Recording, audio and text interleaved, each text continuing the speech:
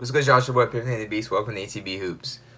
Today we're just gonna do part 2 to the last video that I just made. It was a little too long, so I'm gonna go ahead and finish it off now. Jaren Jackson Jr. is now with Team USA Select. It's a pretty good pickup. Jaren Jackson played really well this season.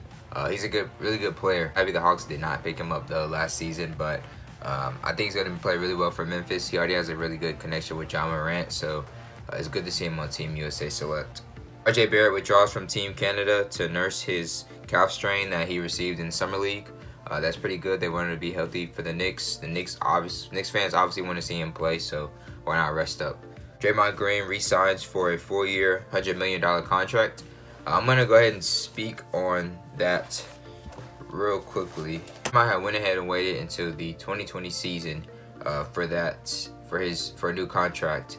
He would have received 5-year, $200 million contract. He would have been eligible for that. Contract would have been bigger if he had won Defensive Player of the Year that year as well. He would have been eligible for a 5-year, $235 million contract. Not sure as to why he did that. Maybe he was unsure of what was going to, or maybe the organization was unsure of the whole Kevin Durant situation, or they were going to re-sign Klay Thompson if they were going to make enough cap space for all these players. Maybe they went ahead and did that so that maybe next year they can make a splash in free agency as well. The core group, they are getting a lot older. I think Steph Curry's in his 30s.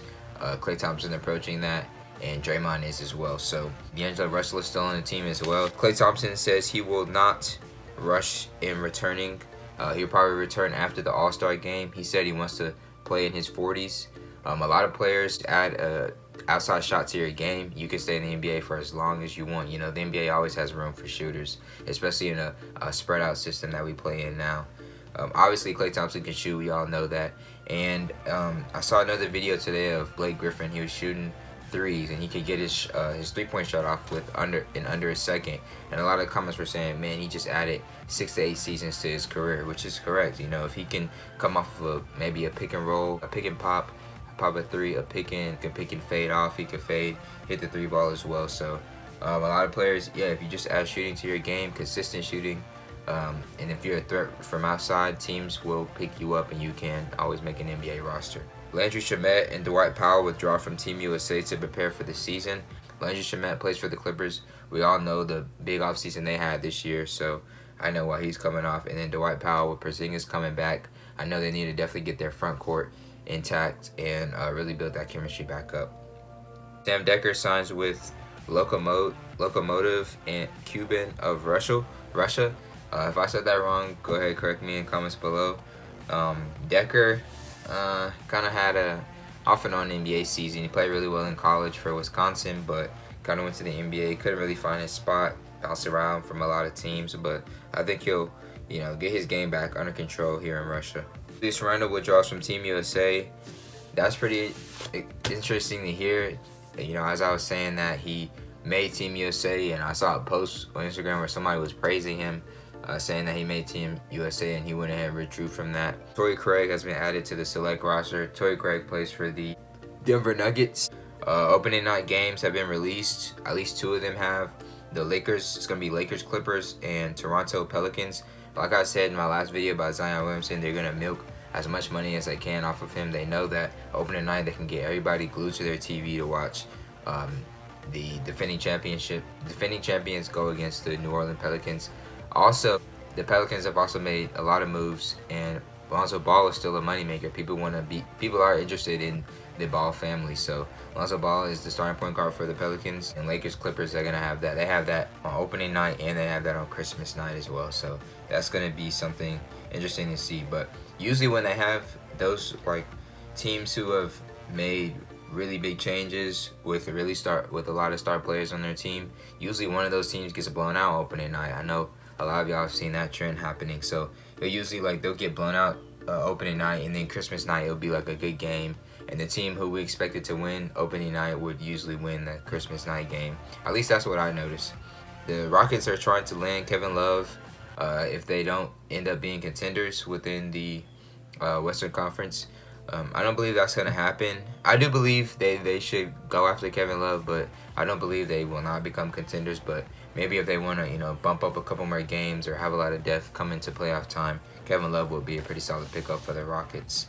Gallinari is going to sign with a contender next season. That's pretty smart for him to do that now.